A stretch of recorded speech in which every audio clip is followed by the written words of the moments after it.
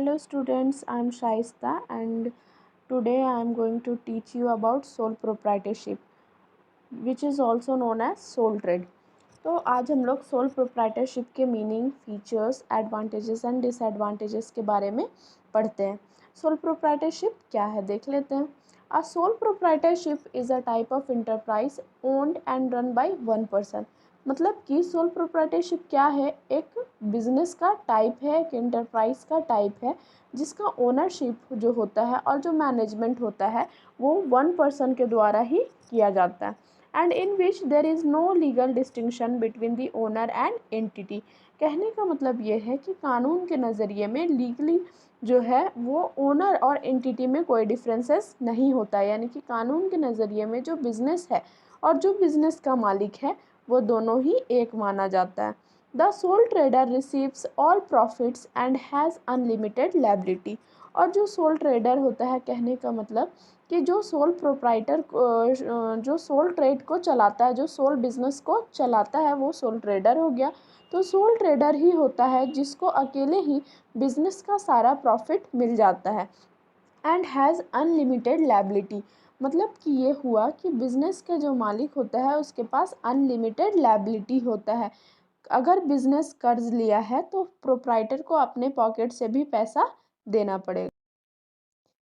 Features of sole proprietorship, first one is simplicity. कहने का मतलब ये होता है कि जो सोल प्रोप्राइटरशिप है वो बिजनेस का सिंपलेस्ट स्ट्रक्चर है, यानी कि सबसे आसानी से जो फॉर्म किया जा सकता है बिजनेस वो सोल प्रोप्राइटरशिप ही होता है। दूसरा है सोल ओनरशिप, यानी कि सोल प्रोप्राइटरशिप का मालिक जो है वो एक ही होता है।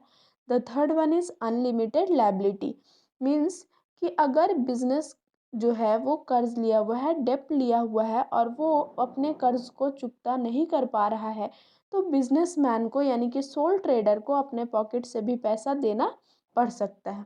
And the fourth one is profit. तो बिजनेस का प्रॉफिट हो चाहे वो लॉस हो वो सोल ट्रेडर का अकेले का ही होता है।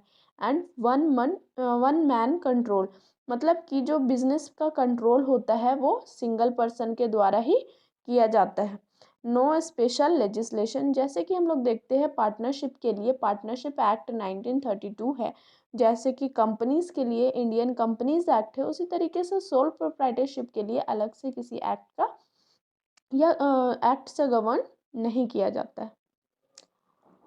एडवांटेजेस ऑफ सोल प्रोप्राइटरशिप, सबसे पहला एडवांटेजेस जो सोल प्रोप्राइटरशिप का है वो क्विक डिसीजन मेकिंग है, यानी कि हम लोग देखते हैं कि जो सोल प्रोप्राइटरशिप है, सोल प्रोप्राइटरशिप जो है वो सोल ट्रेड जो है वो एक अकेला पर्सन ही चलाता है, तो एक अकेला पर्सन को कंट्रोल भी वही करता है तो डिसीजन भी वही लेगा, इसलिए उसको किसी से पूछने की कोई ज़रूरत नहीं होती है, तो वो अकेले ही जल्दी डिसीजन ले लेता है।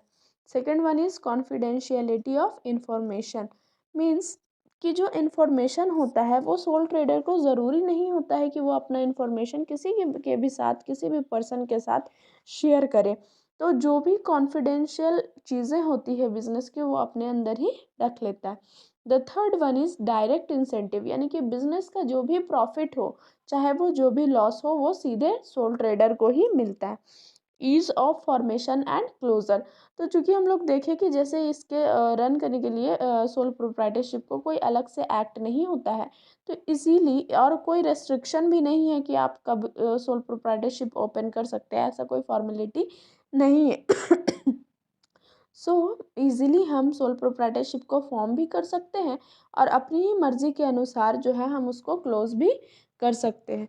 There is direct relation with customers, तो जो सोल ट्रेडर होता है वो डायरेक्टली अपने कस्टमर्स के साथ डील करता है, ये भी एक एडवांटेजेस है सोल प्रोप्राइटरशिप।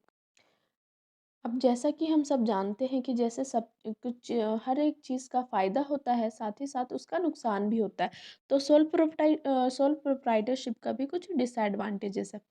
तो सबसे पहला डिसएडवांटेजेस है लिमिटेड कैपिटल। तो एक अकेला पर्सन ही जब इस बिज़नेस को कंट्रोल करता है, ओन करता है, तो सारा कैपिटल भी उसे खुद ही लगाना होता है, तो एक पर्सन के पास जो कैपिटल होता है वो लिमिटेड होता है। Second one is limited management, क्योंकि मैनेजमेंट भी जो होता है बिजनेस का वो खुद ही करता है, तो एक इंसान कितना ही मैनेज कर पाए, इसलिए मैनेजमेंट भी जो है वो लिमिटेड होता है। Third one is lack of continuity. Continuity कहने का मतलब क्यों है, कंटिन्यूटी में कमी इसलिए है कि एक सिंगल पर्सन ही इस बिज़नेस को चलाता है। तो अब जब वो अकेले चला रहा है और उस पर्सन को कुछ हो जाए, एक्सीडेंट हो जाए, बीमार पड़ जाए, या वो इंसेन हो जाता है, पागल हो जाता है, इंसॉल्वेंट हो जाता है, या उस पर्सन का डेथ हो जाता है, तो इन सारे कंडीशंस में बिज़नेस जो है वो कंटिन्यू नहीं हो पाता है। Unlimited scope of expansion. तो बिजनेस को बढ़ाने का स्कोप जो है वो भी काफ़ी कम होता है, क्योंकि एक अकेला सिंगल पर्सन जो है वो बहुत बड़े बिजनेस को अकेले मैनेज नहीं कर सकता है। The next one is unlimited liability. तो जैसे कि हम लोग देखे थे फीचर्स में भी कि जब एक बिजनेस का कर्ज जो है वो अगर बिजनेस खुद से पे नहीं कर पा रहा है, तो ओनर को अपने पॉकेट से भी उसके डेप्ट को, अपने बिजनेस के डेप्ट को पूरा करना पड़ता है। इसलिए क्योंकि लीगली जो है ओनर और बिजनेस एक ही पर्सन माने जाते हैं। So thank you so much.